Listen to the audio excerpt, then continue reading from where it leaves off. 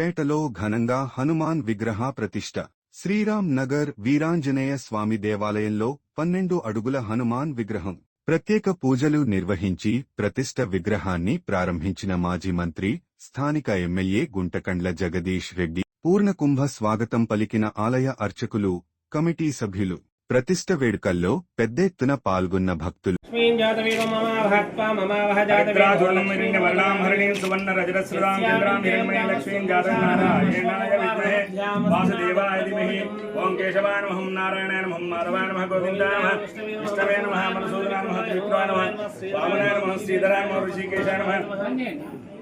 పద్మనాభాయ నమః దామోదరాయ నమః సంకర్షణాయ నమః వాసుదేవాయ నమః అర్జునాయ నమః నిర్ధానం పురుషోత్తమాయ నమః లక్ష్యాయ నమః నారసింహాయ నమః అచ్యుతాయ నమః